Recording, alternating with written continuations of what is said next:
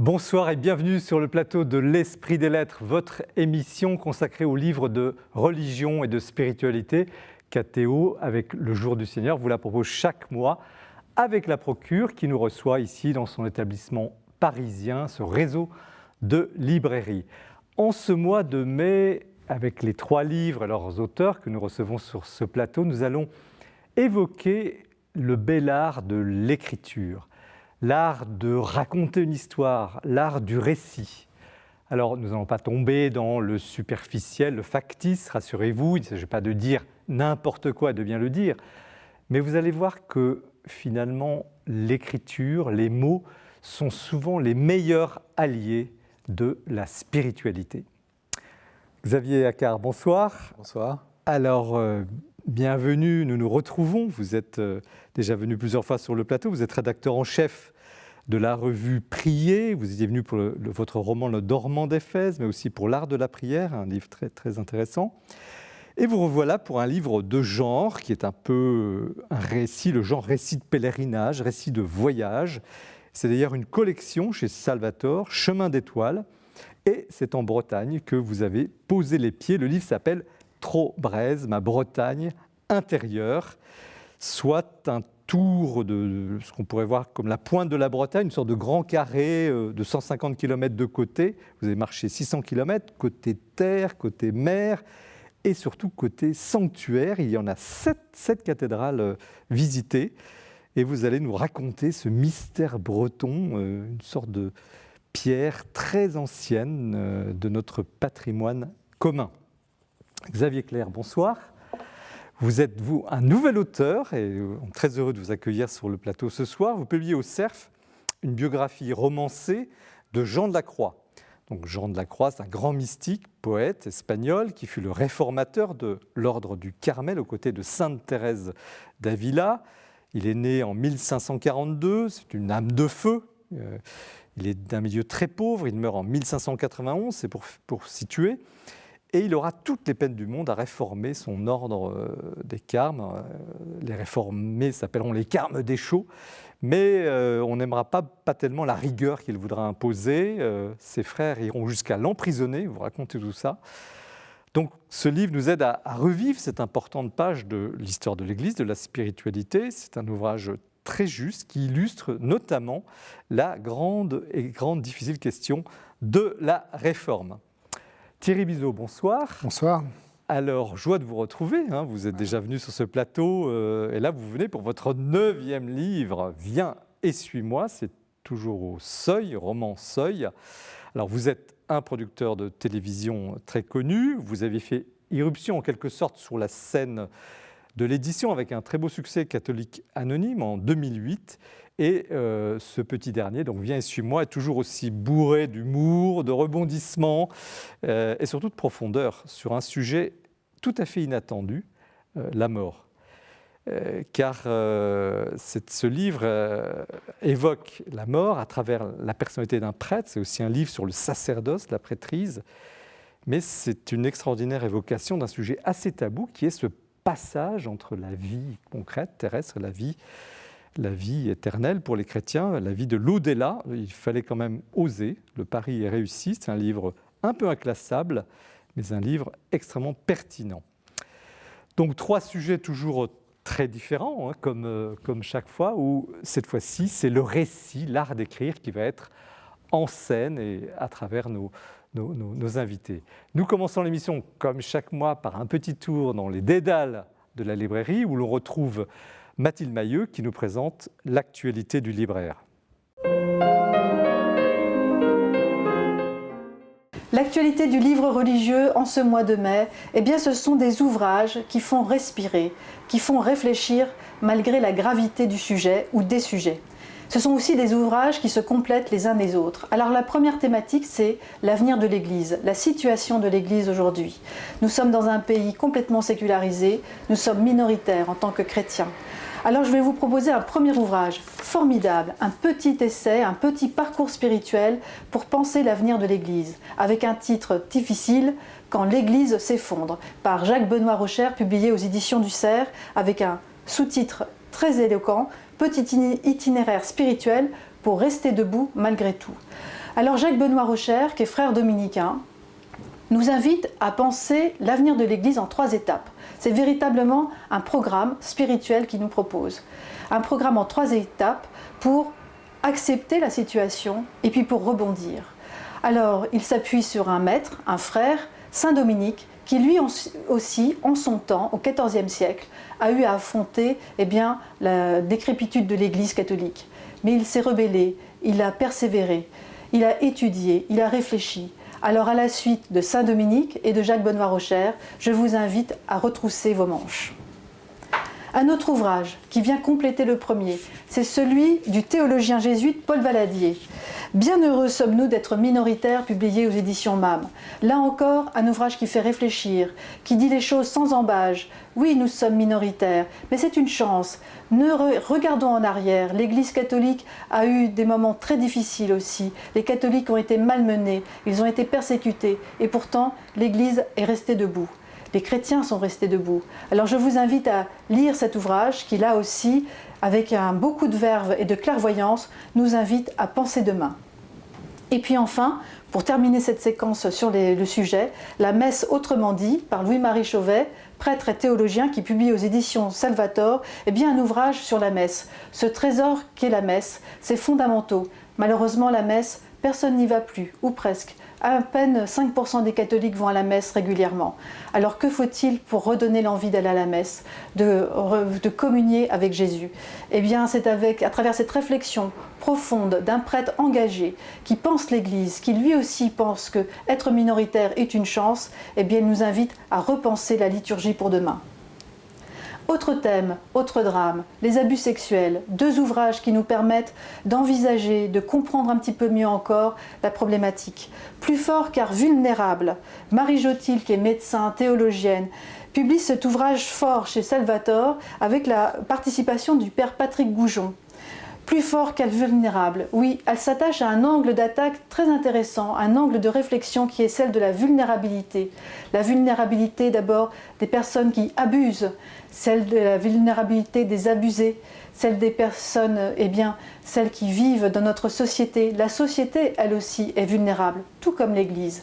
Alors c'est une réflexion qui donne à réfléchir, qui peut-être nous invite à penser un chemin de réconciliation et de réparation. Et puis enfin un récit, un témoignage personnel, très fort, très cru, mais essentiel, des fractions de l'intime par Jean-Pierre Rosa, éditeur et un des directeurs des Semaines sociales de France, qui publie lui aussi un témoignage courageux sur ce viol dont il a été victime, jeune adolescent. C'est le parcours d'un homme, le parcours d'un jeune homme qui a dû se reconstruire dans la foi, petit à petit.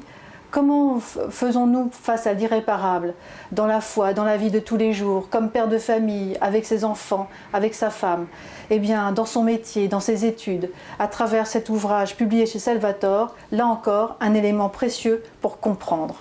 Et puis enfin, une note d'espoir, c'est celle que nous avons tous en tête par rapport à notre mère la Terre, Ensemble pour notre Terre. Cette conférence est la conférence des évêques de France qui publie ce gros volume de contributions d'invités qui ont réfléchi avec les évêques de France pendant 3 ans sur la question de l'écologie intégrale, et c'est publié aux éditions Bayard, Serre et MAM. Merci Mathilde pour cette présentation toujours très prolixe. L'actualité religieuse, l'actualité des livres religieux, c'est une bonne nouvelle, ne faiblit pas. Xavier Accard, vous êtes donc bien connu de nos téléspectateurs, publié chez Salvator, Trop-Brez, je pense que je prononce bien, Ma Bretagne intérieure, donc un récit de pèlerin, un pèlerinage assez original, c'est pas Compostelle, c'est pas Rome, c'est la Bretagne. Alors, d'abord un petit mot sur vous, qui écrit ce livre ? C'est le Breton ? C'est l'homme un peu en recherche d'un enracinement, je dirais. Voilà, qui a des racines bretonnes, un peu lointaines du côté maternel, mais qui est surtout un enracinement affectif qui est lié à une maison sur une petite île dans la baie de Morlaix, où il a passé ses étés d'enfance. Alors, il y a aussi une collection. Hein. C'est vrai que Salvator demande à un certain nombre d'auteurs des récits de pèlerinage, hein, la collection Chemin d'étoiles. Et il y a une structure très, très particulière dans ce livre, parce qu'il y a une préface qui est importante, il y a des annexes c'est bien structuré. Il y a bien sûr le récit qui est central, mais en soi, l'ouvrage est un objet littéraire en soi. Mais pourquoi avoir accepté? Parce que c'est pas évident de dire je vais faire un pèlerinage, le Trobrez. Enfin, qu'est-ce qui vous a poussé en définitive? Alors, je n'ai pas entrepris ce pèlerinage en pensant que j'allais l'écrire. Il n'était pas question pour moi de le coucher par écrit. C'était un moment un peu charnière de ma vie. C'était il y a quelques années déjà. Mais c'est ensuite, en fait, je l'ai repris nous avions parlé dans cette émission du roman Le Dormant d'Éphèse. Donc, je l'avais repris pour poser un cadre au pèlerinage de Malk, un de mes protagonistes, dans les années 30. Et Gaël Delabrosse, que je connais depuis longtemps, qui m'avait aidé justement quand j'avais voulu faire ce pèlerinage. De la collection. Voilà, qui dirige la collection, qui m'avait aidé quand j'avais voulu faire ce pèlerinage, parce qu'elle-même est bretonne et connaît bien le sujet. Elle a écrit un livre sur le Trobrez. M'a demandé si pour sa collection j'accepterais de le coucher par écrit. Voilà. Alors au départ, je me suis dit bon, je vais essayer, je verrai. Mais quel est l'impérieux appel qui vous a décidé à écrire? Vous auriez pu dire, ok, on verra ça dans quelques années ou ça... Peut-être le fait que, je trouve qu'en tout cas ça a été mon cas, quand on fait un pèlerinage comme ça, on vit des choses extrêmement fortes. On est seul à les vivre. Et le soir, à l'étape, souvent quand alors parfois je dormais sous ma tente, mais parfois j'étais hébergé par des gens que je ne connaissais pas forcément, les personnes n'osent pas trop vous questionner par pudeur, et puis vous-même, par pudeur, vous n'osez pas trop dire ce que vous vivez, et puis finalement personne n'a une vue globale de cette expérience incroyable que ça a été de faire le tour de la Bretagne à pied, en rencontrant 1000 personnes différentes, en vivant des choses, voilà, il y a toujours des intersignes, des coïncidences, etc. Donc c'est vrai que c'est bon de pouvoir partager ça, de pouvoir partager le mystère de ce pèlerinage, alors que voilà, ça fait quelques années que je l'ai fait, donc il y a une certaine distance. Oui, en même temps, il y a du recul, on le sent, c'est intéressant. Voilà. Mais est-ce que c'est un pèlerinage couru? Est-ce qu'il y a beaucoup de gens qui font ce que vous faites? Alors le Trobrez, en fait, donc c'est peut-être dire que c'était le pèlerinage traditionnel de la Bretagne qui est vraiment fondateur. Donc on passe par les 7 cathédrales qui sont liées à 7 saints fondateurs, puisque la Bretagne, en fait, n'apparaît finalement qu'avec cet exil des Bretons de l'île de Bretagne, donc de la Grande-Bretagne, qui arrivent chassés par les Normands et les Saxons. Pendant quelle année? Alors c'est au VIe siècle, et parmi eux, il y a un certain nombre de moines évangélisateurs, notamment des moines gallois, qui vont réimplanter la chrétienté, mais sous sa forme celtique, en Bretagne. Et c'est à partir de là où on va parler de la Bretagne, parce qu'avant il y avait l'Armorique, mais il n'avait pas la Bretagne. Donc à partir de là, s'est développé ce pèlerinage au Moyen-Âge qui a aussi servi, il y a toujours un aspect politique, culturel, tout était lié à l'époque, d'unifier la Bretagne finalement. Anne de Bretagne a fait notamment un Trobrez très connu. Et puis ce pèlerinage est tombé en désuétude et il a été réanimé dans les années 90. Ah oui, c'est très récent en fait. Oui, il a été réanimé sous forme collective en fait. Une étape chaque année avec 1000 personnes. D'ailleurs, c'est assez... Dominique de la Forêt raconte dans ce livre comment ils ont revivifier ce pèlerinage, mais en revanche, il y avait très peu de gens qui le faisaient seuls. Et je dois dire que j'ai marché seul sur la route. J'ai jamais, à la différence des chemins de Saint-Jacques, je n'ai jamais rencontré un autre pèlerin du Trobrez. Parfois, vous êtes paumé, carrément paumé. Il n'y a pas de balisage, ou très peu. Oui, à cette époque-là, il n'y avait pas de smartphone, autant que j'en avais pas, donc j'ai pas de GPS et je me perds allègrement, en effet. Qu'est-ce que ça veut dire Trobrez? Alors tout simplement, Tro, c'est le Tour, et Brez, T-R-O, Tour, et Brez, c'est la Bretagne en fait. C'est un pèlerinage un peu singulier, à la différence de Compostelle qui marche vers un sanctuaire.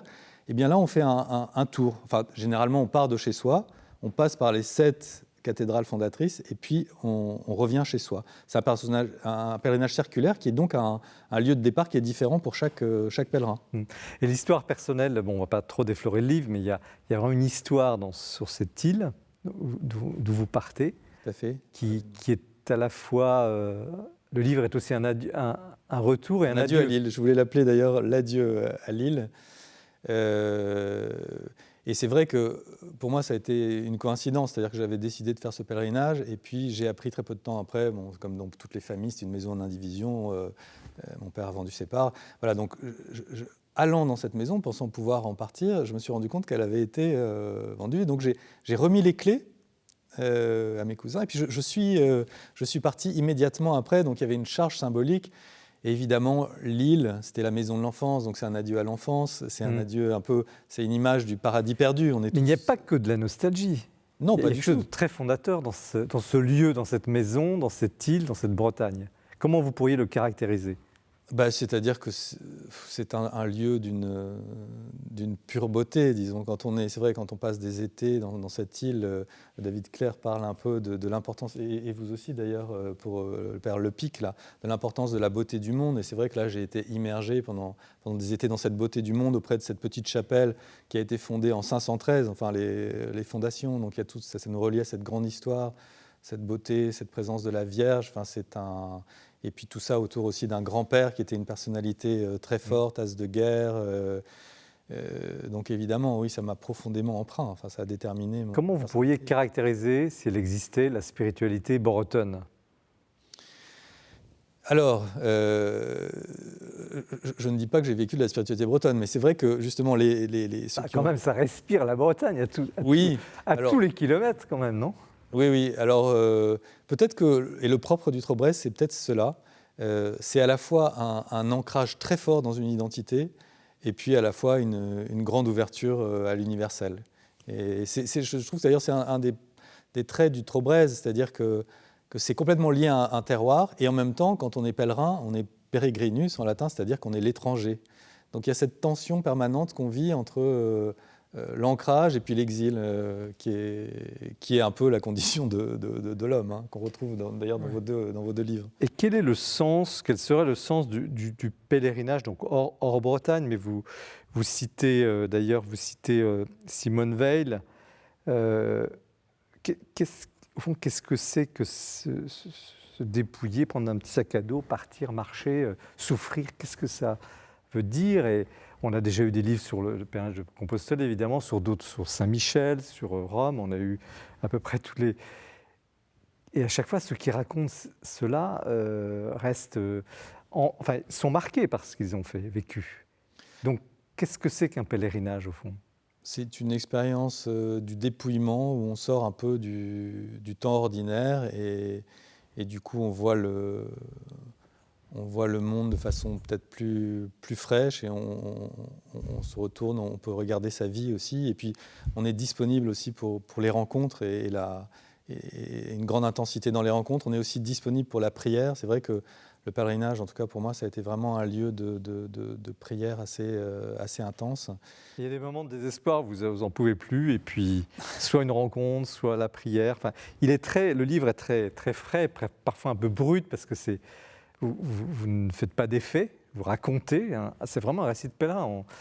Et c'est fondamental pour vous. La prière, la quête spirituelle. Oui, tout à fait. Oui. Surtout que c'est une période où j'étais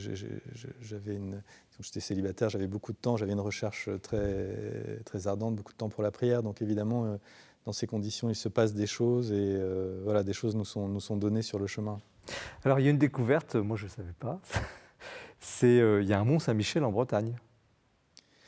Alors, un autre mont Saint-Michel. Pas tout à fait, c'est le mont Dol, mais qui formait... Il s'appelle mont Saint-Michel, j'ai bien lu.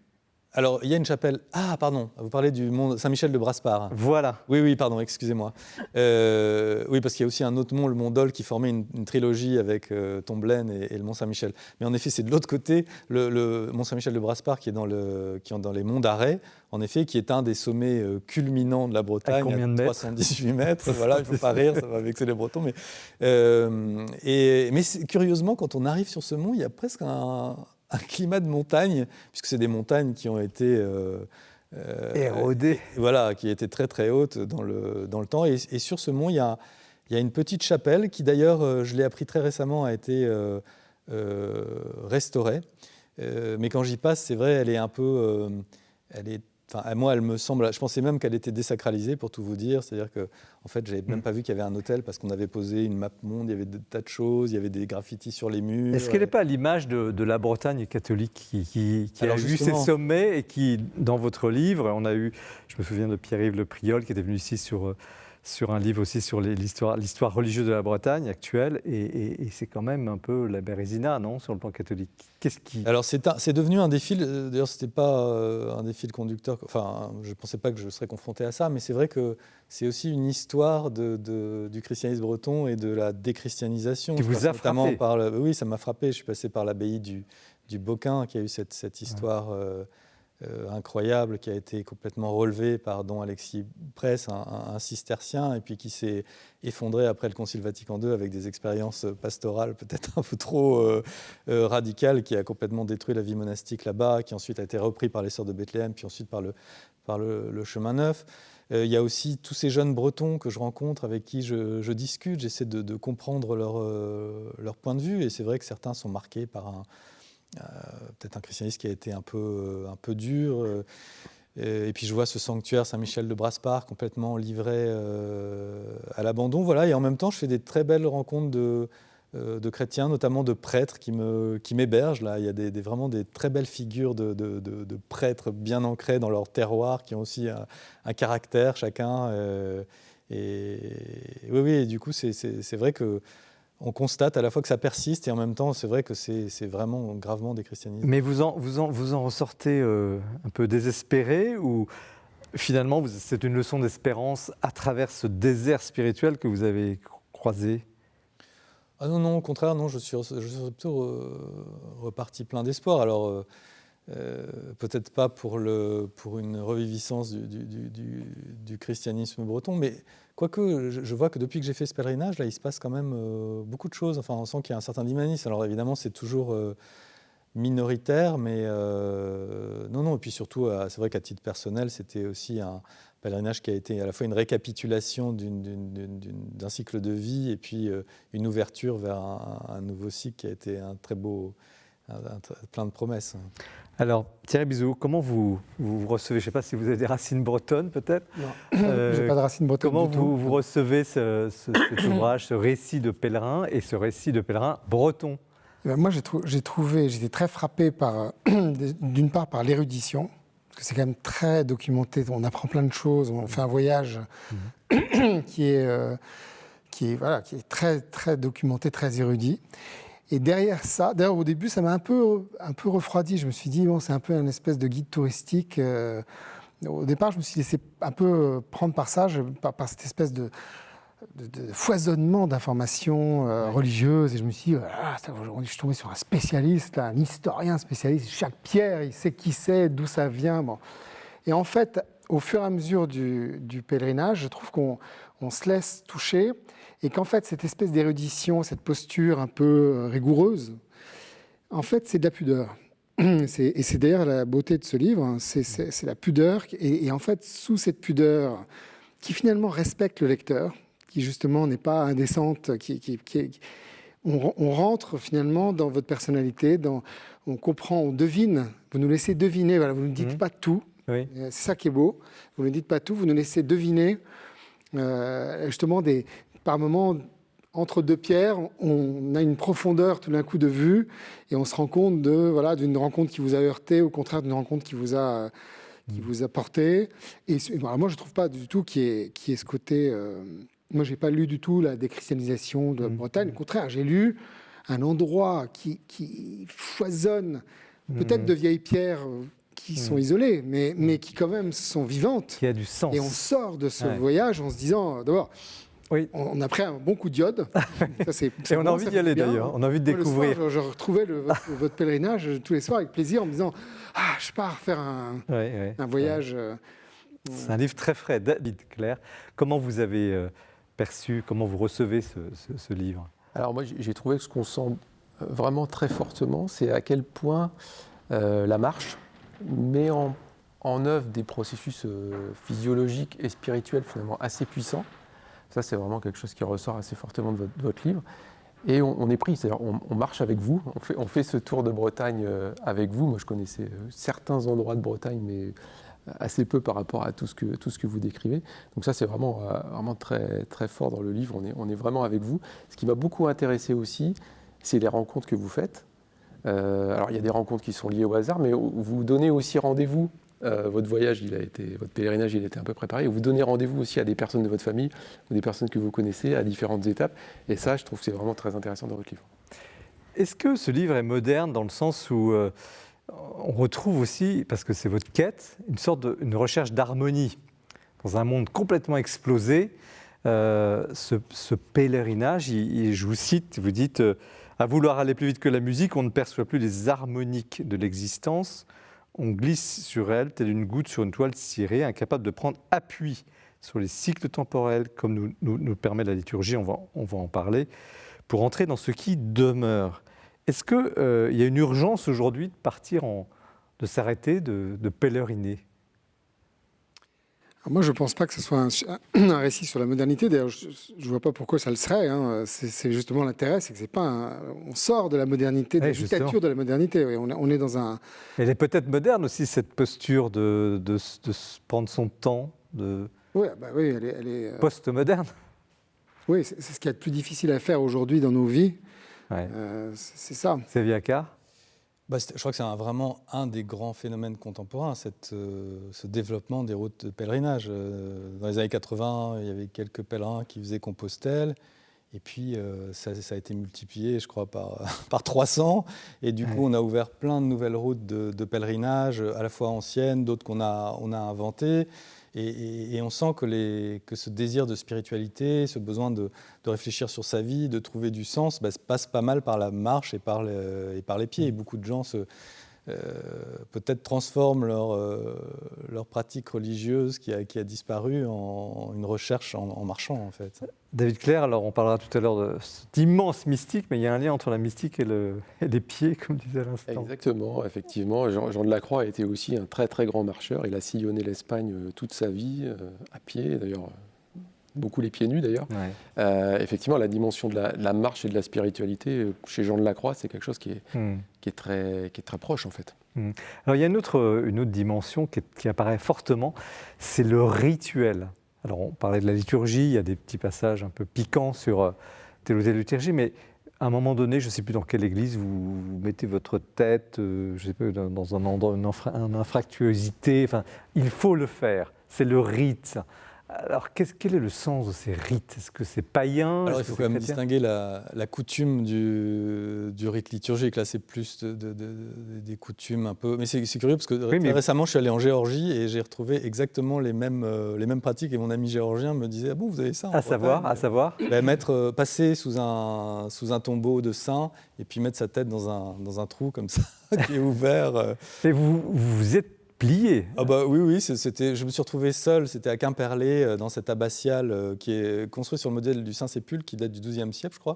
Je pars un matin et puis je vois la porte, je pense qu'on avait dû oublier de la fermer, enfin, c'était pas une horaire d'ouverture, il n'y avait personne dans l'église. Donc je suis descendu dans la crypte où il y a le corps de Saint Turlou, le fondateur. Et en effet, je me suis prêté à ces rites anciens. Quel est le sens ? Ça a du sens, ces rites, Thierry Bizot, aujourd'hui ? Les rites, par définition, ils ont l'air d'être dépourvus de sens, mais ils en ont.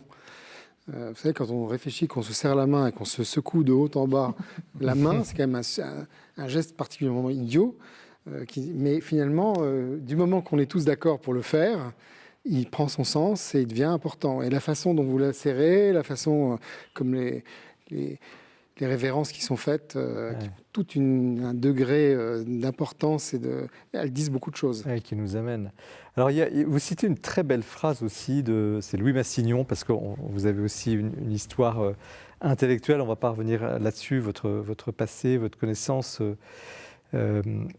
Xavier Accard, vous dites seule l'histoire d'une personne humaine, c'est l'émergence de son vœu secret.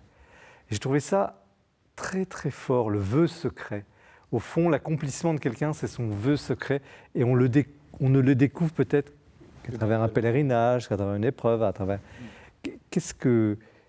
Y a-t-il une spiritualité du vœu secret au fond de chacun, quelque chose que... Oui, je pense que c'est la... Est-ce que ce pèlerinage est un vœu secret ? On a tous au fond de nous on a été fait à l'image et à la ressemblance de Dieu. Il y a au fond de nous cette image de Dieu qui est peut-être propre, un peu comme des facettes pour chacun. Et donc, il faut que cette personnalité émerge, voilà, prenne qui est souvent masquée derrière notre personnage social, qui est même masqué à nous-mêmes. Hein. Don Louvre disait qu'il y a une sorte de gang sur notre cœur. Et il faut essayer d'ouvrir cette gang pour laisser émerger ce qu'on est, ce qui passe par l'humilité, la vulnérabilité, la vérité. David Clair, ça vous parle ? Oui, tout à fait. Un parcours de vie, c'est finalement devenir qui l'on est profondément. Et donc là, effectivement, on le voit dans ce livre, chez le mystique qui est Jean de la Croix, c'est la même chose aussi. Et Thierry Bizot Moi, je crois que j'ai découvert que je pensais que Dieu s'adressait à nous de façon un peu combinatoire, par des ordres et des indications. Et en fait, je crois que Dieu s'adresse à nos désirs. Voilà. Donc ça rejoint ça. Je pense que Dieu s'adresse à nos désirs profonds. Où il passe par nos désirs pour nous retrouver. C'est nos désirs qui sont un mystère. D'ailleurs, sous prétexte qu'on désire des choses, on les empoche comme si on les avait créées, mais en fait, d'où nous viennent nos désirs, on n'en sait rien. On sait qu'on les a. Ça, concrètement, on les a. Ouais. Mais d'où ils viennent, pourquoi on aime le chocolat ou on n'aime pas le café, pourquoi ceci, cela, on n'en sait rien. Il n'y a pas toujours de mal dans un désir qui peut conduire à...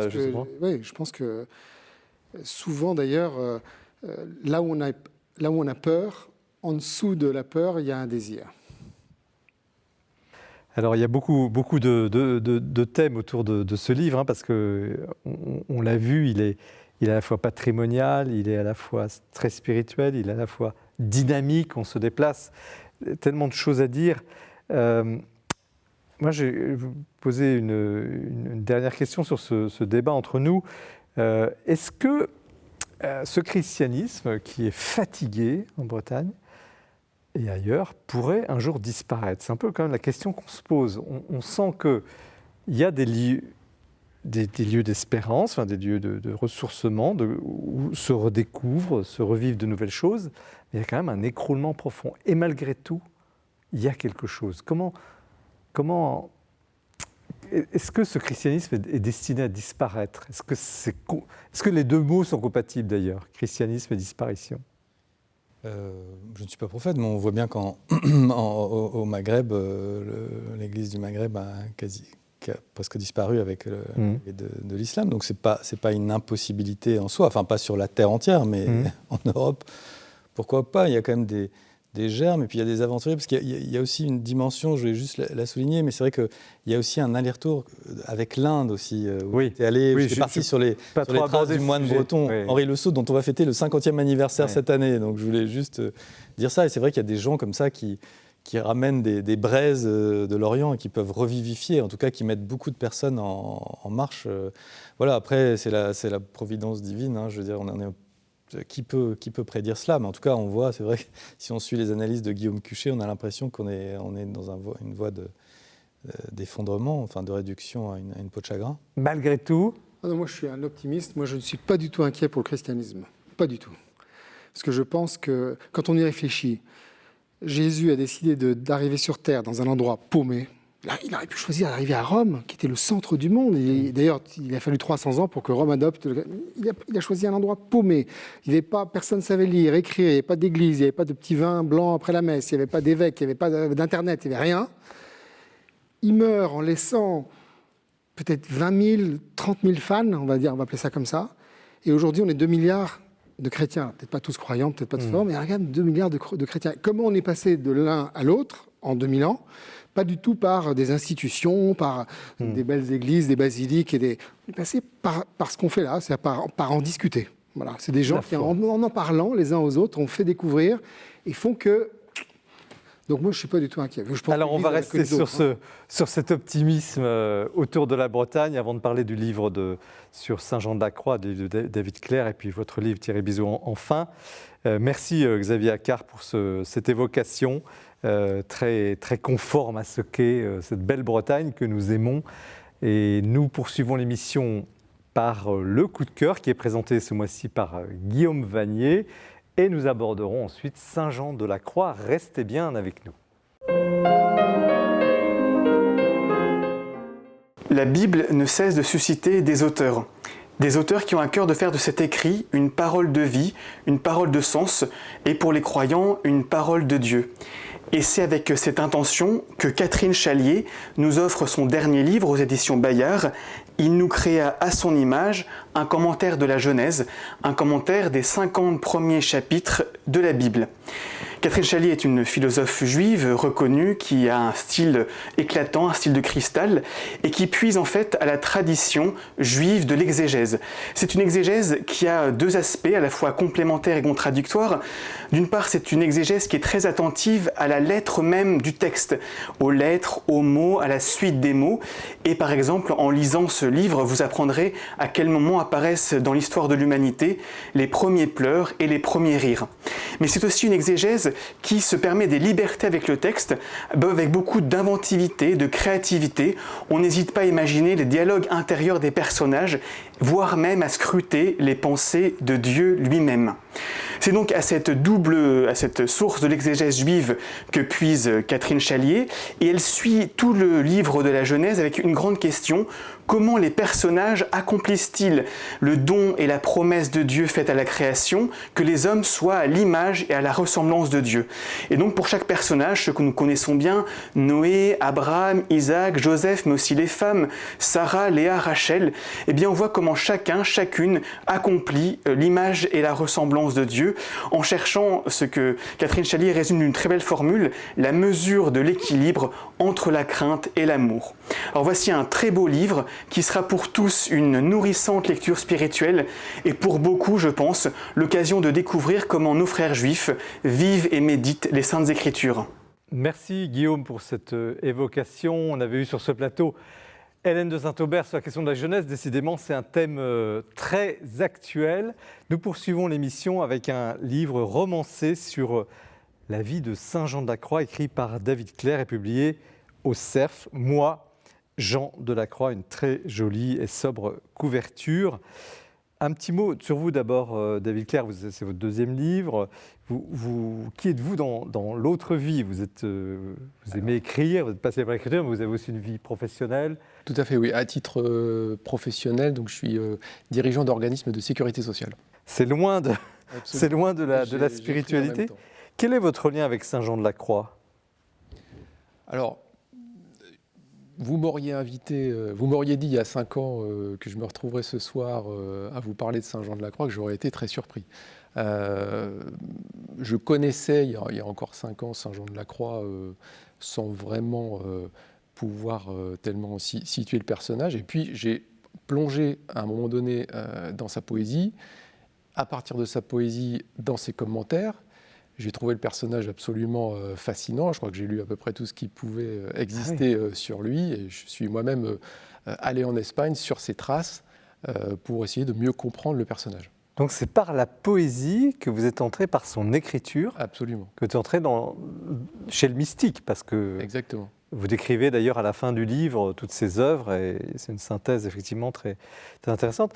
Mais à quel moment l'avez-vous rencontré au fond, découvert? Parce que Saint Jean de la Croix, c'est à la fois c'est grandiose, c'est obscur, c'est un personnage quand même complexe. Il y a effectivement un mystère Jean de la Croix, quelque part. Vous dites d'ailleurs Jean de la Croix, vous ne dites pas Saint Jean de la Croix. Jean de la Croix, oui. Pourquoi? Alors, ce qui m'a intéressé, c'est le personnage dans son humanité. Et le livre que j'ai écrit essaye de se situer à hauteur de l'homme Jean de la Croix. Plus qu'un livre sur Saint Jean de la Croix, à vrai dire. De fait, c'est une critique qu'on pourrait vous faire.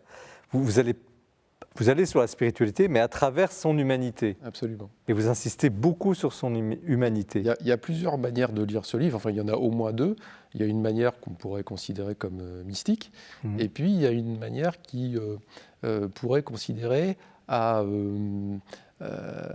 lire cette histoire comme l'histoire de quelqu'un qui est parvenu à la réalisation de soi.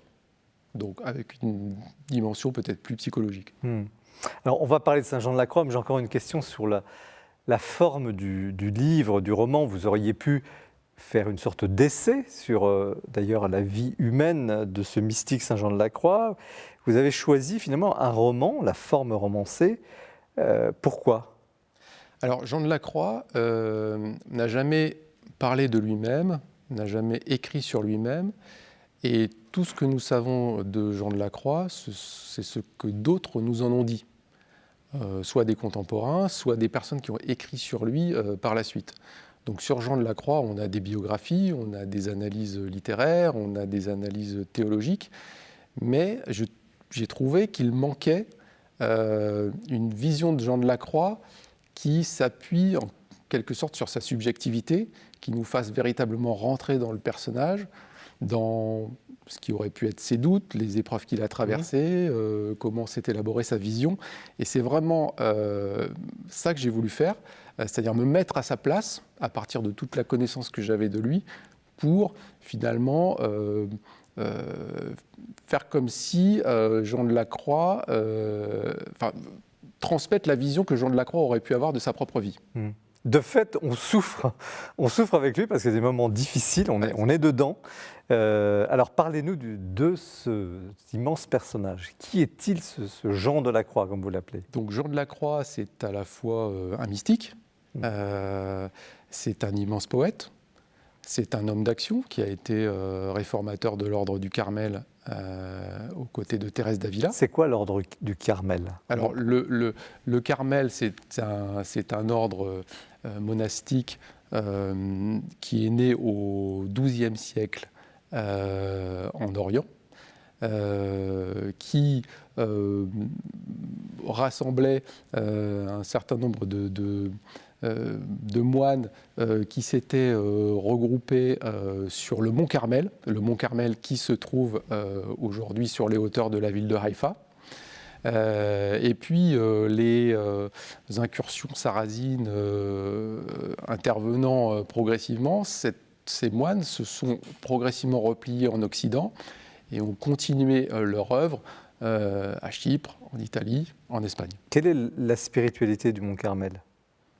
Pour situer, quelle est leur foi, l'expression de leur spiritualité ? Alors, l'expression de leur foi, d'abord, c'est une foi très contemplative. Ils reconnaissent le prophète Élie, qui est leur prophète, et ils se reconnaissent également dans le culte de la Vierge Marie. Et évidemment du Christ. Et du Christ. Mais comment on pourrait, s'ils avaient une caractéristique, quelle serait-elle ? Que l'on retrouverait dans Saint Jean de la Croix, évidemment, à commencer par Saint Jean de la Croix. Je pense qu'il y a la dimension contemplative, en fait. La dimension contemplative est très forte et très au cœur du Carmel.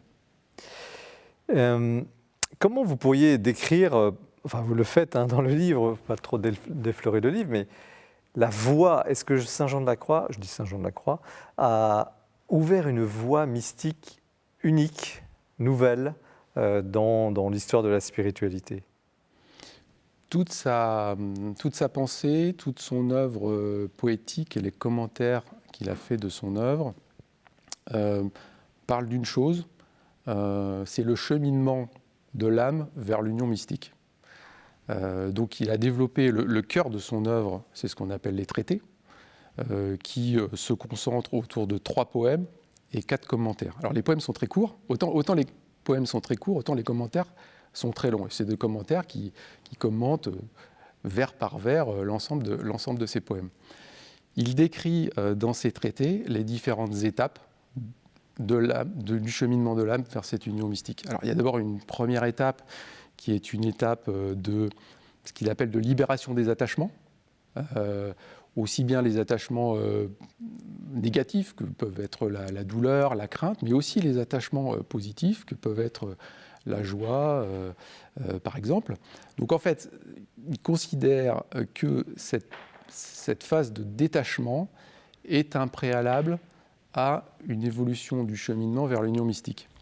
Ça, cette première étape, elle est volontaire, elle est liée à la volonté de l'être humain de passer par cette phase. Et puis il y a une deuxième phase, qui est une phase beaucoup plus sombre, qu'il a nommée la nuit obscure, qui est une phase qui ne dépend pas de la volonté de celui qui chemine, mais qui dépend de la volonté de Dieu, et qui plonge l'être qui est en cheminement dans un état de déstabilisation assez profond, et qu'il exprime en disant qu'à ce moment-là, c'est la rencontre entre l'âme et Dieu, et que ce passage par un stade d'une grande souffrance est en quelque sorte un passage obligé avant d'aller vers une étape ultime, qui est cette étape d'union mystique.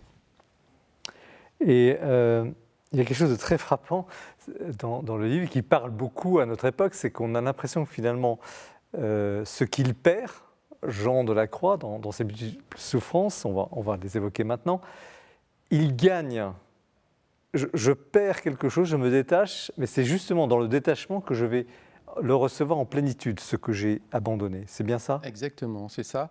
C'est l'idée qu'en abandonnant ce qu'il appelle donc les attachements, il y a une sorte de...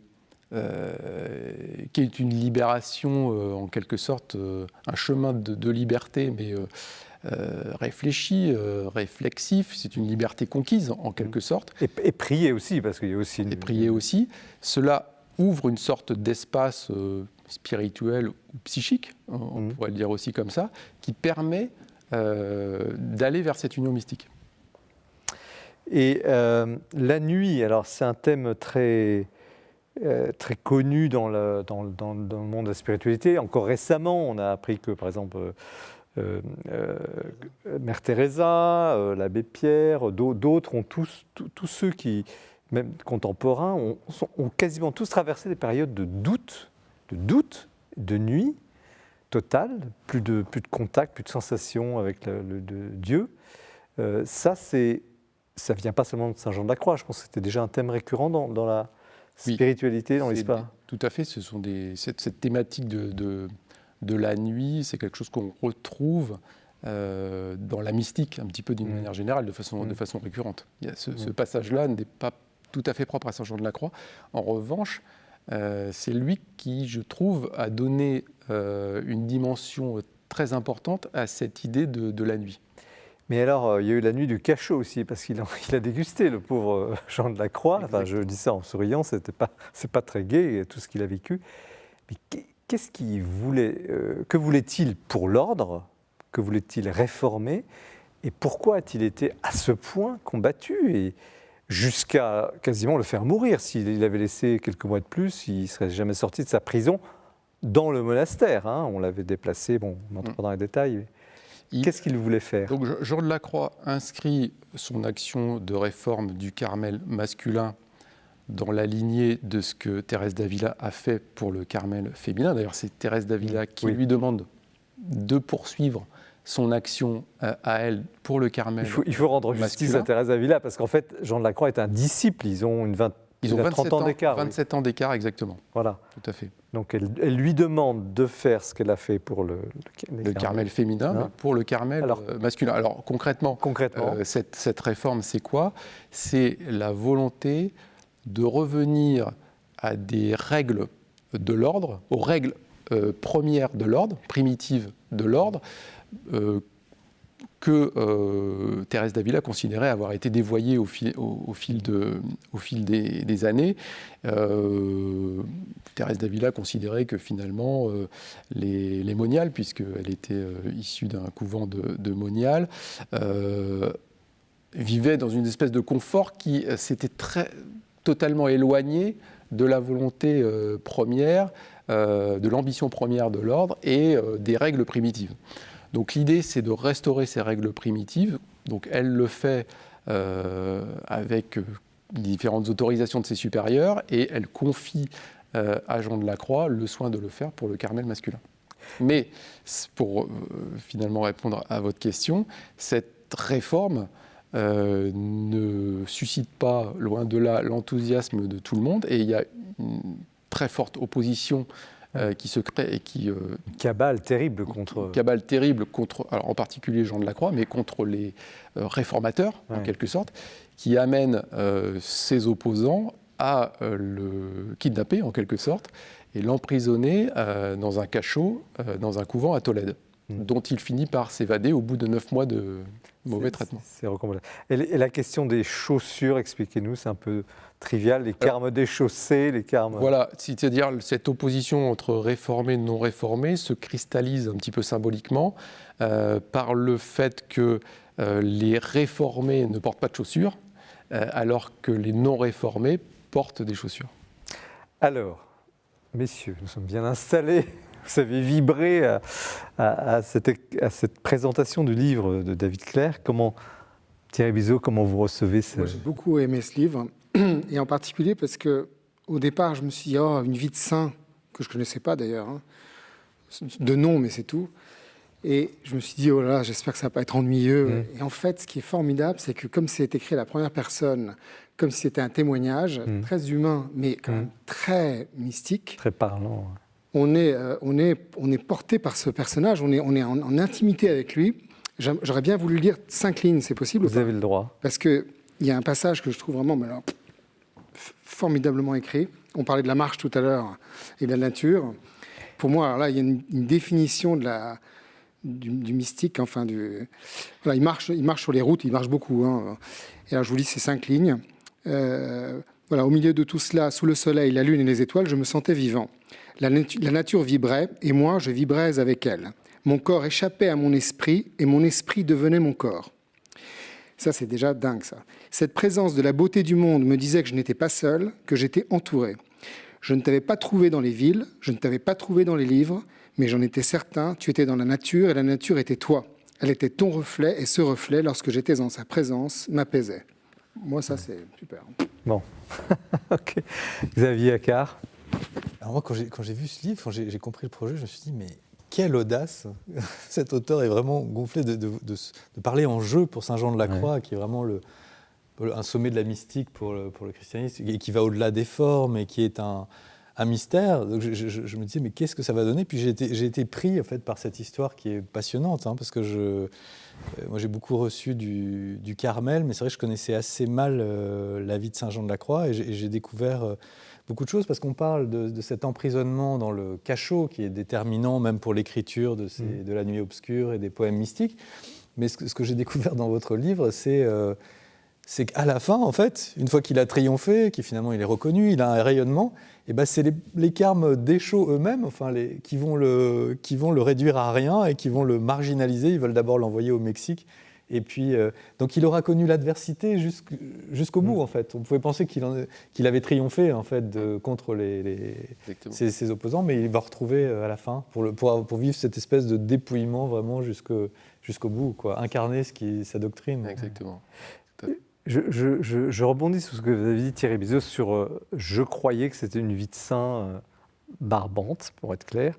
Et je note que depuis, ça fait 2-3 ans, on reçoit régulièrement ici des jeunes auteurs qui, justement, abordent d'une façon nouvelle les vies de saints. Voilà, j'ai 2-3 exemples en tête, je ne vais pas les citer maintenant, mais il y a une façon d'écrire autrement la spiritualité. Voilà.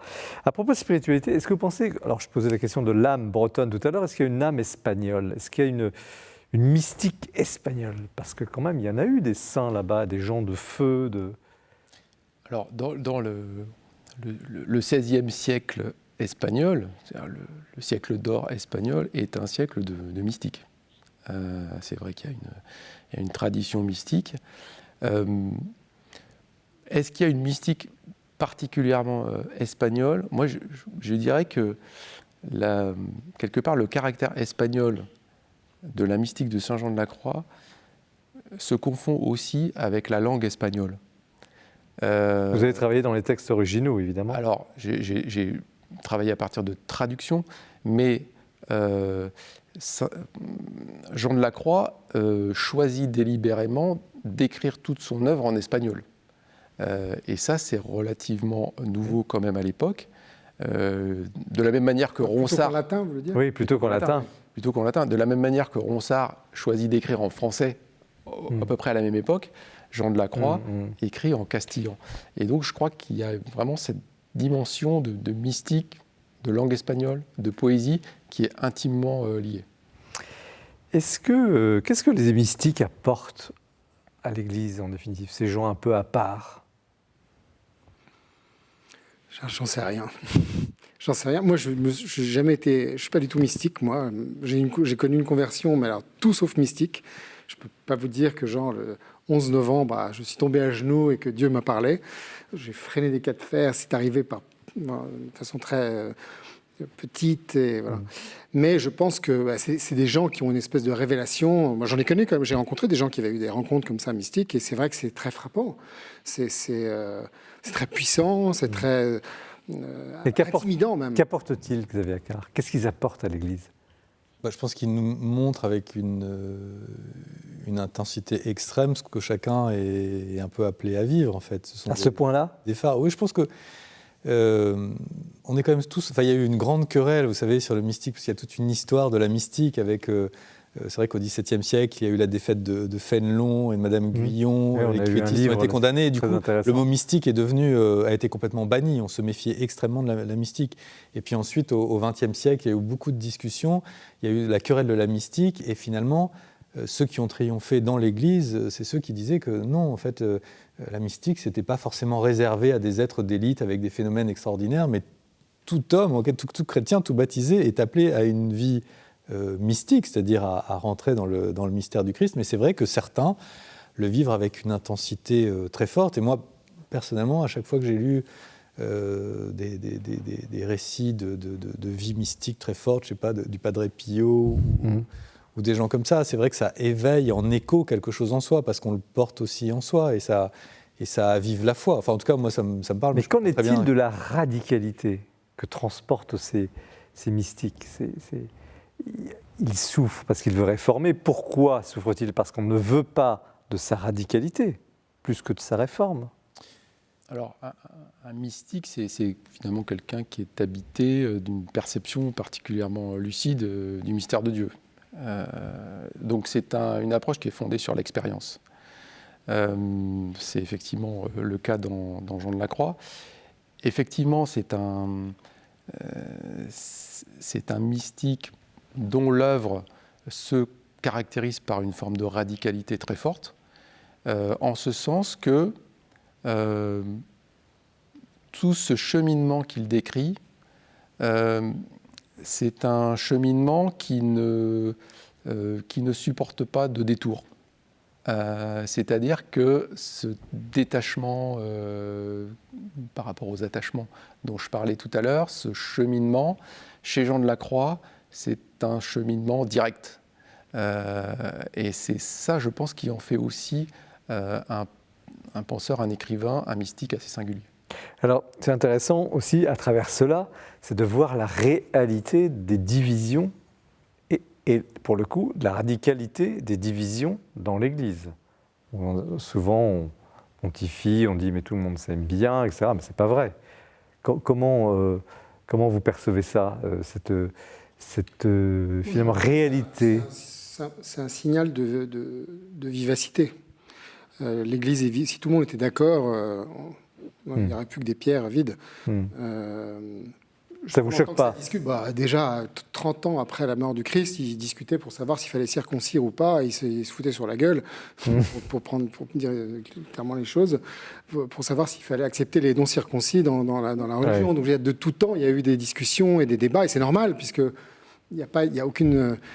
Il y a beaucoup de choses qui ne sont pas sûres, dont on peut débattre et qui sont sujets à discussion. Vous avez clair ?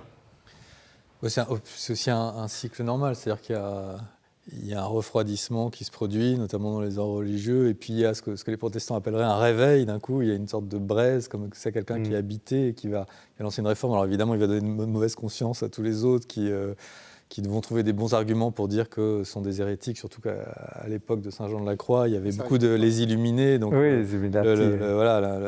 l'Inquisition était très vigilante. Et puis ça va repartir. Et puis on voit même dès avant la mort de Saint Jean de la Croix qu'il y a des chauds qui prennent le pouvoir et qui sont en fait très proches du roi d'Espagne et qui vont essayer de mater un peu les religieuses et qui avaient un peu trop de liberté. Et bien voilà, donc moi, Jean de la Croix, roman, titre de votre livre vous sert, n'était pas seul. Il n'était pas seul, et c'est aussi une des forces de ce livre, David Clair. Très, très belle évocation. Nous poursuivons l'émission avec Thierry Bizot, restez bien avec nous. Mais c'est l'heure du portrait du mois et nous retrouvons Jean-François Rode. Une parution récente me donne l'occasion de mettre en avant Andrea Riccardi, un Italien bien connu, qui est un universitaire, un historien, qui est aussi un homme politique et qui est aussi donc un intervenant écouté dans les affaires de l'Église. Il est surtout connu en France pour avoir fondé la communauté San Egidio, du nom en fait, de l'abbaye, de la vieille abbaye dans laquelle la communauté s'est installée. Donc un groupe de jeunes Italiens qui s'est d'abord consacré à fournir des repas, un logement et de faire de l'alphabétisation, et puis qui s'est orienté ensuite vers une intervention diplomatique qui a eu un succès considérable, puisqu'ils ont pu par exemple contribuer fortement à la paix au Mozambique, mais ils sont intervenus aussi pour l'Algérie, la Serbie, le Nicaragua. Vraiment une réussite exceptionnelle d'une œuvre donc de paix, de réconciliation. Et puis la communauté, San Egidio, après donc, la rencontre d'Assise lancée par Jean-Paul II, organise chaque année une rencontre interreligieuse de haut niveau. Et puis Andrea Riccardi a été ministre dans le gouvernement Monti pendant quelques années. Voilà, pour saluer l'œuvre littéraire d'Andrea Riccardi, j'ai choisi 2 livres, l'un dans la veine réformatrice de l'Église et l'autre dans la veine historienne. Il a donc publié L'Église brûle, crise et avenir du christianisme. En fait, il a pris l'incendie de Notre-Dame comme symbole un peu de la gravité de la crise qui affecte l'Église aujourd'hui, en tout cas quantitativement, un affaiblissement quand même considérable et accéléré de ses troupes et de son influence, du moins en Europe. Et il veut absolument sortir, donc il fait l'analyse de cette crise en France, en Italie, en Allemagne, etc. Et il veut à la fois sortir du déni, mais il veut qu'on ne soit pas non plus ni dans le raidissement, ni dans la lamentation, ni dans le découragement.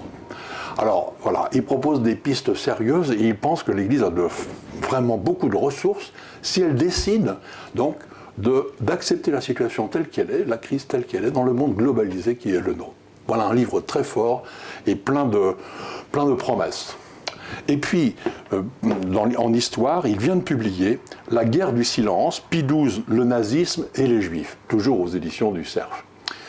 Alors, l'accusation contre Pie XII, le silence de Pie XII devant la Shoah, n'a certainement pas aujourd'hui la même virulence qu'il y a quelque temps. Mais probablement que ça reste quand même encore dans les têtes et que ça fait partie un peu des critiques que l'on adresse à l'Église. Eh bien, l'ouverture complète des archives du Vatican a permis à l'historien compétent, spécialiste qui est Riccardi, de vraiment mettre à jour le dossier complet pour faire apparaître la position réelle, sans anachronisme, à la fois de la pensée et de l'action de Pie XII. Et on peut dire que ce livre-là, comme on dit, est un peu définitif sur la question. Voilà. Andrea Riccardi est certainement un homme de poids, un homme de sagesse, qui peut être aujourd'hui une référence pour nous. Merci Jean-François pour ce portrait. Nous poursuivons l'émission avec Thierry Bizot. Son livre s'appelle « Viens et suis-moi », un roman au seuil. D'abord, toujours une petite question sur vous, l'auteur Thierry Bizot. Vous êtes producteur de télévision, écrivain, une double vie ? Oui, mon métier, c'est producteur de télévision et mon plaisir, c'est d'écrire des livres. Je ne sais pas si je suis écrivain. Pour moi, c'est un mot qui est un peu impressionnant.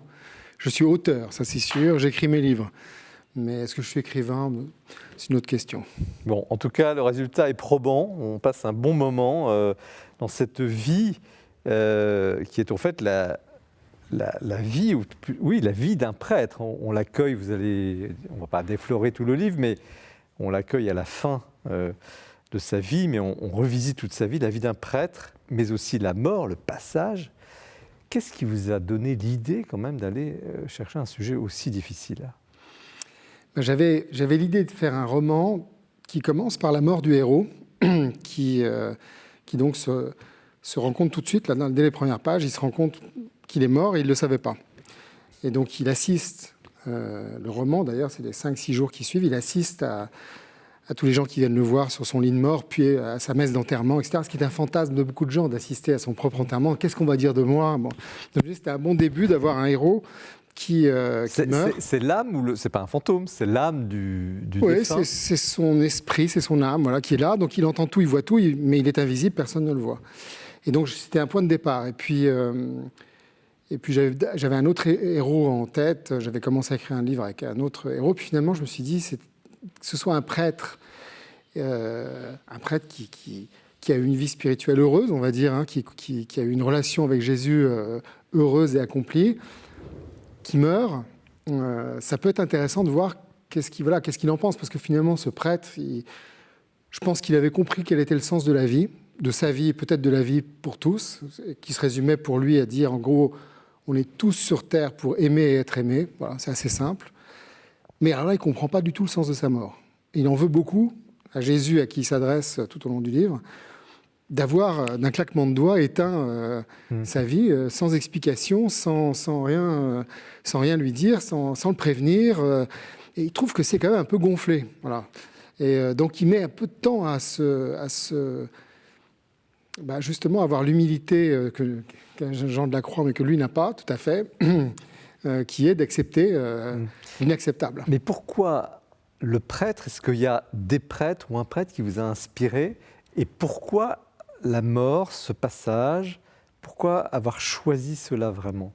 Est-ce que c'est lié aux périodes que nous venons de traverser, tant dans l'Église avec la crise des abus sexuels qui a mis en cause des prêtres, et puis toute la période du confinement, une mort omniprésente? C'est ça qui vous a conduit à ce sujet? Non, moi je dirais qu'il y a... J'ai rencontré quand même pas mal de prêtres et je trouve que les prêtres ont un statut très particulier. Justement, moi je voulais sortir j'en parle dans le livre, mais je voulais sortir du prêtre et de la pédophilie, etc. Je voulais prendre un prêtre lambda, un prêtre de quartier. C'est un hymne au sacerdoce. Voilà, c'est un prêtre de quartier de base, donc c'est pas le sujet, c'est pas les abus dans l'Église.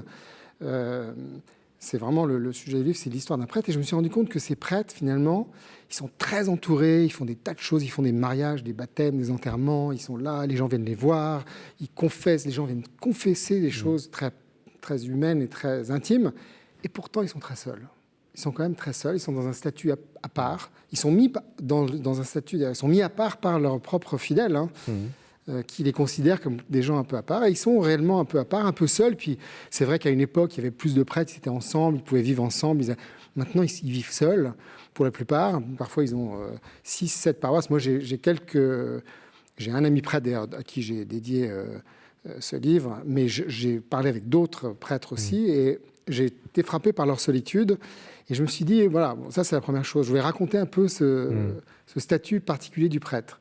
Et puis, ça m'intéressait de parler de la mort, parce que c'est un sujet qui, l'âge aidant, m'intéresse de plus en plus, et qui m'intéresse vraiment beaucoup, en fait. Et je vois bien que c'est un sujet tabou, parce que c'est un sujet qui fait peur, alors qu'en réalité, c'est un sujet passionnant. Et je me dis, alors la mort, normalement, c'est le fonds de commerce des prêtres.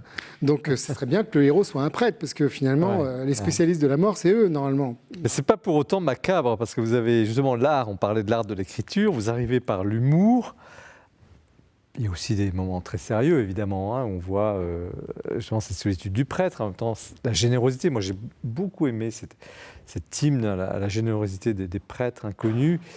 Mais pas évident d'évoquer. Et justement, j'insistais tout à l'heure sur ce passe. C'est pas la mort brutale, d'ailleurs on ne sait pas trop ce qui s'est passé, mais c'est ce temps indéfini où il quitte sa vie terrestre, il entrera quelque part, mais il revisite au fond sa vie. Ouais. C'est une phase. Enfin, vous avez comment vous est venue cette idée de raconter la mort, parce que vous auriez pu le traiter autrement? Oui, mais je trouvais que c'était ça le sujet. C'est un sujet passionnant parce que c'est un sujet mystérieux. On parlait tout à l'heure des désirs dont on ne sait pas d'où ils nous viennent. Tout ce qui est mystérieux est finalement intriguant. On parlait des mystiques qui sont aussi mystérieux, mystères. Mais comment vous avez travaillé, vous êtes documenté, on ne peut pas parler des morts, mais il y a des mystiques qui parlent de la mort, il y a des gens qui ont ces expériences de mort immédiate, enfin de retour, de mort immédiate. Vous êtes inspiré de tout ça, non? Non, pas du tout. Je suis vraiment parti de... En fait, je suis parti d'une relation très forte, très intime, amoureuse presque, entre ce prêtre et Jésus. Et donc le dialogue, après sa mort, dans cette phase qui pourrait presque être un petit purgatoire qui dure 5-6 jours de vie terrestre, en tout cas entre le moment où il est encore sur son lit de mort chez lui, que les gens viennent le voir, etc., puis après l'enterrement, la messe, etc. Quelques jours où il est là, il est encore présent, et il ne sait pas où il va.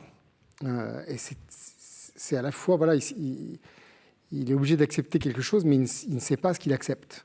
Et voilà, c'est finalement ce à quoi on est tous appelés, cette forme d'humilité extrême, qui est de tout lâcher, même quand on n'a pas voulu, et d'accepter ce passage-là. Mais là, vous parlez de passage, c'est aussi parce que je raconte aussi le passage de l'homme non-croyant à l'homme croyant, parce que bon, évidemment, il raconte sa vie, les confessions qu'il a reçues, les catéchèses qu'il a pu faire, les gens qu'il a rencontrés. Sa propre vie intime. Et sa propre vie intime, effectivement, parce qu'il n'était pas destiné à être prêtre au départ.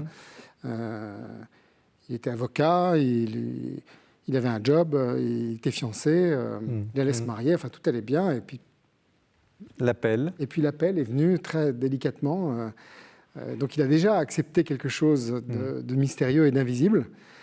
Et là, il doit accepter quelque chose de nouveau mystérieux et d'invisible, et c'est toujours aussi difficile. Alors il y a un autre aspect qui est très fort dans le livre, c'est l'envers du décor. C'est-à-dire que justement dans ce temps de passage, il n'est plus sur la vie terrestre, il se souvient, donc il y a beaucoup de flashbacks, le scénario, d'ailleurs c'est très bien organisé, on n'arrive pas à s'arrêter de lire, mais on découvre au fond le dessous des cartes, qui est de toute vie humaine. En fait, c'est un livre sur la vie aussi. Ah bah oui. Je veux dire, Ah oui, parce que en fait, c'est ça qui est intéressant. Enfin, ce qui est intéressant avec la mort, c'est que la mort nous parle de la vie. Oui, c'est une heure de vérité. Et ce qui est intéressant avec la vie, c'est qu'elle nous parle de la mort. Donc, de toute façon, elles sont intimement liées. Et donc, effectivement, c'est pas tellement... Enfin, c'est un livre sur la mort parce qu'il est mort, mais c'est aussi un livre sur la vie. Qu'est-ce que c'est qu'une vie ? C'est ça qui se pose comme question. Il se dit, voilà, il meurt assez jeune, assez vieux, il a 71 ans. Qu'est-ce que c'est qu'une vie ? Il se dit, qu'est-ce que je vais laisser sur Terre ? Et à un moment donné, je crois qu'il dit, tous les souvenirs des gens qui me connaissent, bons ou mauvais souvenirs qu'ils ont de moi, la façon dont ils m'ont aimé, etc., tout ça mis ensemble, ça ne ferait même pas le poids d'une de mes journées. Donc c'est ça que je vais laisser. Qu'est-ce qu'on laisse ? C'est quoi le bilan d'une vie ? Quel était le sens de tout ça ? C'est aussi mystérieux, finalement, que la mort. Vous avez eu du mal à écrire là-dessus, parce que c'est quand même pas évident. Enfin, c'est pas un sujet, c'est un sujet qu'on aborde assez peu ici. Même ici, on a 30 livres par an. J'ai rarement un livre aussi perspicace sur la question de la mort. Ça, perspicace, on n'en sait rien. Oui, mais quand même, si, parce que justement, c'est l'art du récit, l'art du roman. Effectivement, c'est un roman, c'est romancé, bien entendu, mais c'est aussi votre réflexion. Et est-ce que vous avez buté, douté, on parlait des doutes de Saint Jean de la Croix, est-ce que ça a été une épreuve d'écrire ce livre, ou au contraire une libération, quelque chose ? Non, ça n'a pas été une épreuve. Ce qui a été une épreuve, c'est de le mettre en forme de façon très lisible, très facile à lire, très simple.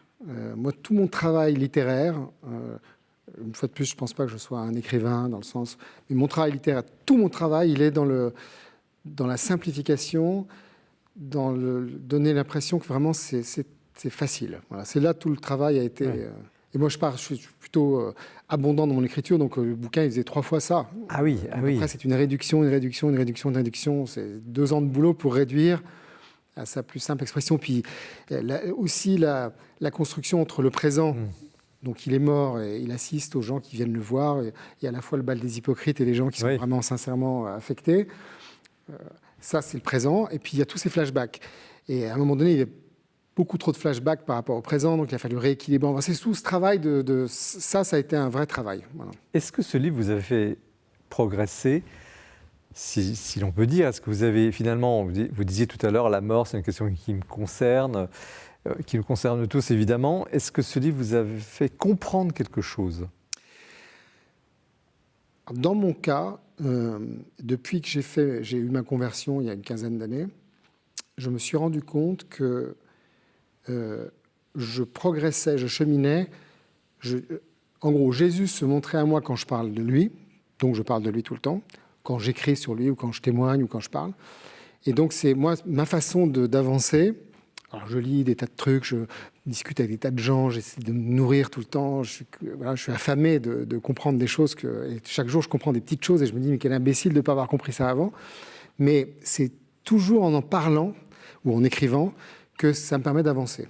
En l'occurrence, qu'avez-vous découvert ? Moi, je ne sais pas si j'ai découvert quelque chose de fondamental, mais je pense que disons que ça m'a permis, j'ai eu 60 ans il y a un an, et ça a été un petit choc. Pourtant, j'étais prévenu que j'allais les avoir, je ne peux pas dire que j'étais surpris, mais j'ai eu un petit choc. Ouais. Je suis passé dans une autre phase de ma vie. C'est un petit vertige, dans le sens où c'est comme si j'étais arrivé, pendant les 60 premières années, j'avais grimpé une pente de plus en plus douce, mais quand même sans voir ce qu'il y avait derrière, et maintenant je vois ce qu'il y a derrière. Voilà. Et donc ça m'a permis peut-être, ce travail-là, d'apprivoiser un peu ce que va être la mort, sans évidemment savoir ce qu'elle va être exactement, puisque personne ne sait. Mais ça m'a permis d'avancer sur une forme de sérénité dans ce passage, qui était un passage un petit peu, un peu vertigineux. Vous savez que derrière, il y a une pente, mais vous ne l'avez jamais vue. Puis quand vous la voyez, ça fait tout drôle, parce que vous ne pouvez plus voir que ça, finalement. Et c'est comme, vous savez, les ordinateurs qui vous demandent de se réinitialiser. Malgré moi, mon cerveau s'est réinitialisé pour désormais considérer le reste de ma vie. Et le mot-clé de tout ça ? Le mot-clé de tout ça, c'est toujours le même, c'est amour. Ma grande découverte, et ça je ne cesserai jamais de le dire, on me pose la question dans mon milieu, qui est un milieu plutôt laïque, etc. À chaque fois qu'on me pose la question, ma grande découverte, c'est que Dieu n'est ni une question de culture ou d'intellect ou de savoir, ni une question de morale. Rien à voir avec ça. Dieu, c'est l'amour. Et l'amour, c'est Dieu. Et donc, tout est là-dedans. Voilà. C'est simple à comprendre, puisque tout le monde, que les gens soient croyants ou pas, j'essaie de convaincre personne, mais qu'on soit croyant ou pas, tout le monde aime et a été aimé. Pour moi, je pense que, comme Joseph Le Pic, le sens de la vie, je pense qu'on est tous sur Terre uniquement pour ça. Joseph Le Pic, c'est le nom du prêtre. C'est le nom du prêtre. Et malgré le fait qu'on soit là sur Terre pour ça, sur nos 24 heures quotidiennes qui nous sont données chaque jour, combien de temps passe-t-on vraiment à aimer, être aimé ? Très très peu, compte tenu... Si c'est ça notre mission, si c'est notre urgence, c'est fou comment... Tout le monde est d'accord pour dire aimez-vous les uns les autres. Il suffit de voir les chansons, les films, les livres sur l'amour. C'est très important. Tout le monde est d'accord, l'amour c'est important. Mais le réaliser... Mais, il y a tellement d'autres trucs plus importants avant. La santé, le travail, l'argent. Et alors qu'en fait, non. En fait, l'amour est plus important que tout, devrait être prioritaire. Xavier Accard, vous êtes convaincu ? Oui, il y a une phrase que j'ai retenue là, à la fin, c'est Joseph Le Pic se dit j'ai pris conscience que je n'étais pas un capital à conserver, mais une disposition à aimer. Je trouve cette phrase absolument magnifique. Et vous qui avez travaillé, labouré les questions, on parlait de votre livre sur l'art de la prière, vous connaissez bien ces sujets, vous êtes rédacteur en chef de la revue Prier. Comment cette histoire, le récit que Thierry Bizot en fait, qu'est-ce qu'elle vous a apporté ? Quand j'ai terminé, j'avoue que j'avais une sorte de... Ça laisse à la fois un pincement de cœur et une émotion assez lumineuse. En fait, j'ai eu un peu la même émotion. Et j'ai un peu pensé à ce livre, d'ailleurs, en vous lisant, sur un autre aspect. Mais Monsieur le curé fait sa crise de Jean Mercier. Jean Mercier, une belle nécrologie dans le Figaro. À montrer cette humanité du Christ, des relations humaines... c'est très beau. Enfin, moi, ce que j'en retiens, c'est à la fois considérer sa vie du point de vue de la mort, le memento mori, et aussi, il y a aussi une chose qui est très belle, je trouve, dans ce passage, comme vous disiez, c'est la prise de conscience de la condition corporelle. Vous en parlez, cette jouissance, en fait, d'être dans le corps. Et là, peut-être qu'il y a une... peut-être qu'il faudrait creuser la position de Saint Jean de la Croix, mais souvent, chez Saint Jean de la Croix, le corps est une Alors, prison. on va en parler, justement. Mais chez Joseph Le Pic, là, on sent, il nous donne... Et ça, je l'avais senti en lisant la Divine Comédie de Dante, où les âmes, même au paradis, sont nostalgiques d'être réunis à leur corps et attendent d'être réunis à leur corps. Si vous permettez, on va juste demander l'avis de David Clair sur le livre, et puis on évoque cette question du corps qui est très très novatrice dans le livre. Alors, moi, j'ai pris un très grand plaisir de lecteur à la lecture de votre livre. Oui, on ne peut pas s'arrêter. Oui, pour plein de raisons. Alors, d'abord, le livre démarre, on comprend progressivement le cheminement du personnage vers la prêtrise. Donc ça, je trouve, je ne dévoile pas les choses, mais c'est vraiment intéressant. Et puis, ensuite, c'est effectivement un livre qui a la mort comme toile de fond, mais en fait, c'est un livre extrêmement vivant. D'abord, vous avez un style très vivant, d'une part. Et d'autre part, il y a toute cette galerie de portraits des personnes qu'il a connues, qui défilent à son chevet, qui ont des personnalités extrêmement différentes, avec qui il a eu des relations extrêmement différentes aussi. Ça, je trouvais ça vraiment, vraiment très intéressant, très, très vivant. Et on comprend à vous lire ce que vous disiez tout à l'heure, c'est-à-dire le statut du prêtre qui est à la fois seul et très entouré. Ça, on le sent vraiment à cette occasion-là. Alors, la question du corps, allons-y, parce que je vous cite là, à un moment donné, il dit « Soudain, j'envierais presque mon corps qui va sereinement à sa décomposition. Quelle chance d'être dépourvu de conscience. Le voici qui repose en paix dans sa boîte, etc. » Alors, il y a comme ça des passages, c'est pas cru, parce que c'est la réalité, mais où le corps, il est là, inerte, et on se dit, au fond, ce corps, il est à la fois, il n'est plus rien, mais il est tellement important aussi. Il a été tellement important. Vous avez pensé à ce... Oui, d'ailleurs, en fait, j'ai le tout premier chapitre du livre, qui fait que 3 pages, qui est très court. Je l'ai écrit à toute fin. Il ne faisait pas partie. Pendant 2 ans, j'ai eu des allers-retours avec l'éditeur. Il n'existait pas. Je l'ai rajouté à la fin, où c'est le corps qui parle. C'est le corps qui se rend compte qu'il est mort. Avant, donc, l'esprit, parce que l'esprit va mettre plus de temps à s'en rendre compte, et qui raconte un peu sa relation avec cet esprit qu'il a commandé. Il parle de lui en disant c'est encore ce Lepic là, où est-ce qu'il est, il dort, qu'est-ce qu'il fout. Et lui, justement, ce corps, il comprend qu'il est mort, et il s'en fout, parce qu'il est un corps, lui. Donc lui, voilà, c'est comme ça, il passe à autre chose. Alors, en revanche, après, l'esprit, lui, va avoir plus de mal avec cette constatation. Alors, on pourrait continuer là-dessus, mais comme tous ces sujets sont très riches, il y a une chose très forte aussi, que l'on ne dit pas assez sur les prêtres, c'est la question du pardon. Vous disiez, ils entendent beaucoup de monde en confession, tout ça c'est un monde assez discret, et à juste titre, hein. Mais dans cet hymne aux prêtres, il y a cet immense pouvoir qu'ils ont de donner le pardon au nom de Christ, au nom de Dieu, au nom de l'Église. C'est une dimension qui vous frappe et qui vous a beaucoup frappé chez les... Oui, parce que moi, je me suis dans mon vécu de chrétien, assez récent finalement, puisque ma conversion date d'il y a 15 ans, je me suis un jour de nouveau confessé pour la première fois. Je crois que je m'étais confessé pour mon mariage 20 ans ou 25 ans avant. Bon, c'était la première fois que je me confessais. Et je me suis dit, c'était dans un cadre où je me suis dit, tiens, pourquoi pas. Bon, voilà, c'était facile à faire. Bon. Et puis, en y allant, je me suis dit, mais qu'est-ce que je vais confesser? Bon, je vais réfléchir, etc. Et donc, ça s'est fait de façon assez rapide et spontanée. Mais c'est vrai que quand le prêtre a dit « Et moi, je te pardonne au nom du Père, du Fils et du Saint-Esprit », ça m'a ému. À chaque fois, ça me le fait. À chaque fois, ça me fait un coup, alors que... ça me fait un coup. Donc je vois que c'est effectivement c'est une phrase très puissante et c'est un pouvoir important qu'ont les prêtres. Xavier Accard, c'est une dimension connue, souvent décriée. On a tellement attaqué la confession, mais qui est en fait centrale parce que c'est le moment où la miséricorde de Dieu, comme on le dit, s'applique. Enfin, Oui, c'est vrai qu'il y a une mauvaise lecture. On a l'impression, pour le monde, souvent, c'est la culpabilisation, alors qu'au contraire, c'est la libération des fautes. Et c'est vrai que c'est quand même quelque chose de très singulier dans le christianisme apostolique, chez les orthodoxes ou chez les catholiques. David Clair, comment vous êtes un peu comme observateur, vous avez, dans votre livre, vous décrivez sous l'angle aussi psychologique. Comment vous ressentez cette question du pardon, de la miséricorde qui est donnée à travers l'Église ?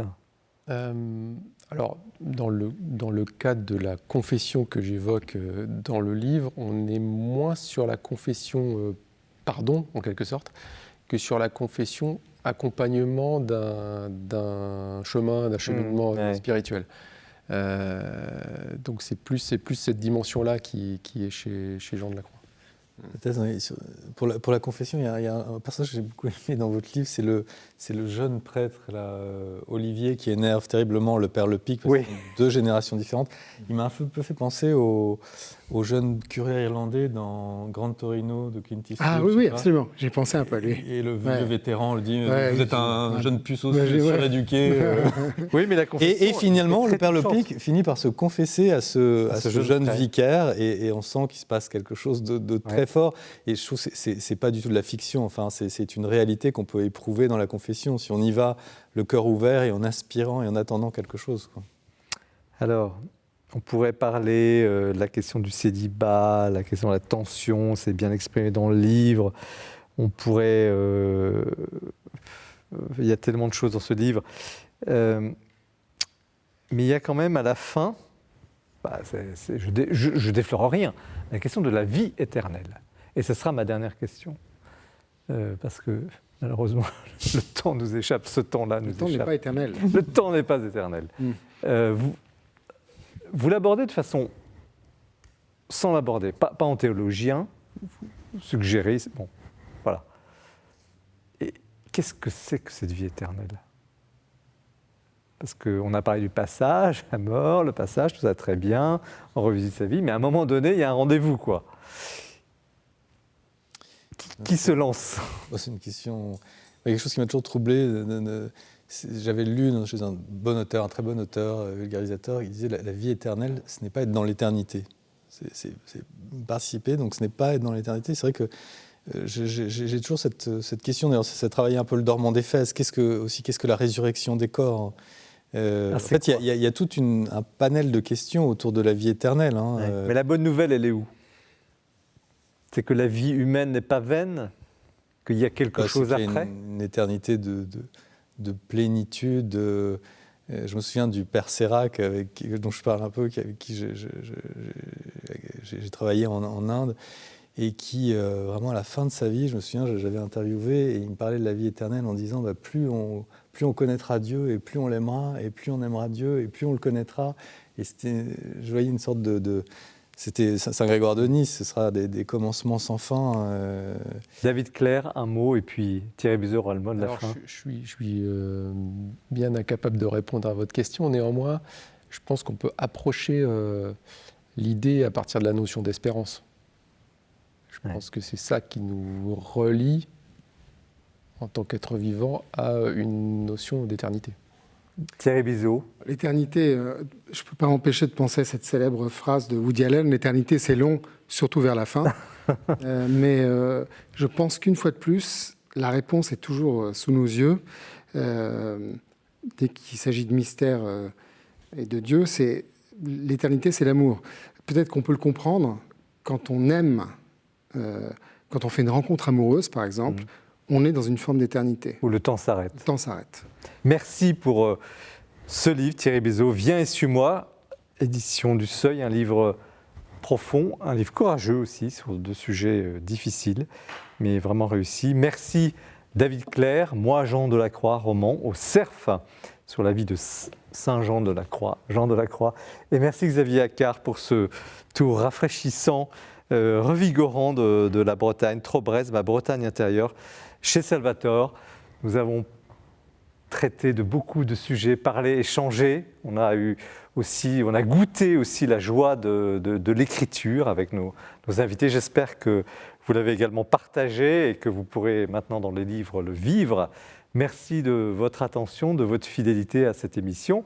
Nous nous retrouvons dans un mois et vous pouvez évidemment retrouver l'émission sur les sites de KTO du Jour du Seigneur de la Procure. Parlez de l'émission, abusez-en, parlez des livres, lisez. Merci, au revoir.